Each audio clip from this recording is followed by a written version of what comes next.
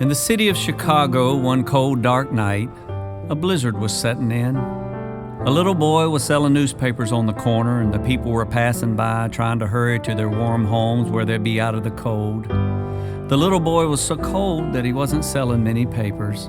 So he walked up to a policeman and he said, "Mister, you wouldn't happen to know where a poor boy could find a warm place to sleep tonight, would you?" He said, "You see, I live in a box up and around the corner there and down the alley, and it's awful cold in there at night. Oh, it sure would be nice to have a warm place to stay."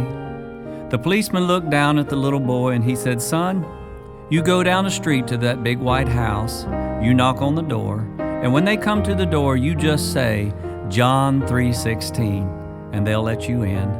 And so he did.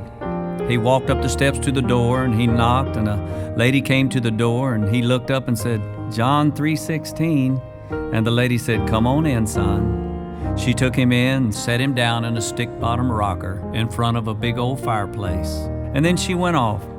He sat there for a while and he thought to himself, "John 3:16, I don't understand it, but it sure makes a cold boy warm." Later she came back asking him, said, "Are you hungry?" And he said, "Well, just a little. I haven't eaten in a couple of days, and I guess I could stand just a little bit of food."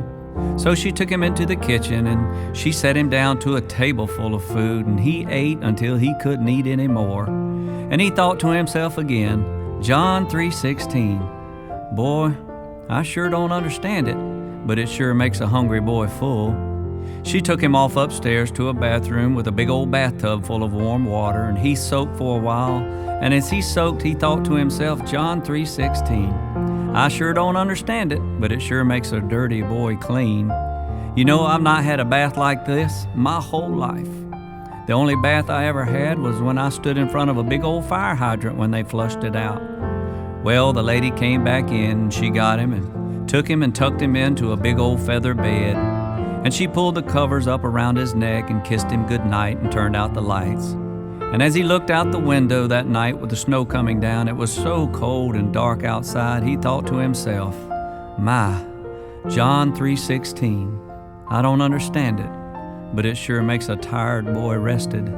The next morning she came back up and took him down again to that same big table full of food, and after he ate, she took him back to that same big old stick-bottom rocker in front of the fireplace, and she took a big old Bible, and she sat down in front of him, and she looked up at him and she said, "Do you understand John 3:16?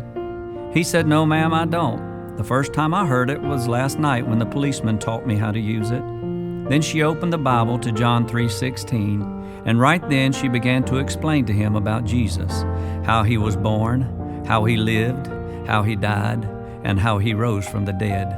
"For God so loved the world that he gave his only begotten Son, that whosoever believeth in him should not perish but have everlasting life." She showed him Psalm 51:5, where the Bible says, "Behold, I was shapen in iniquity, and in sin did my mother conceive me." And Romans 3:23, "For all have sinned and come short of the glory of God." Because we sin, there is a penalty for sin. Romans 6:23 says, "The wages of sin is death," which means separation from God in the lake of fire. Even though we deserved this punishment, God left heaven and became a man and died on the cross in our place. Romans 5:8 says, "For God commendeth his love," or showed or demonstrated his love toward us, and that while we were yet sinners, Christ died for us. And if we will turn from our sin and put our trust and faith in Jesus, he will save us from our sin. Romans 10:13 says, "For whosoever shall call upon the name of the Lord shall be saved." And he sat there and thought, "My, John 3:16, I don't understand why, but it sure makes a lost boy saved." You know, I don't understand it either.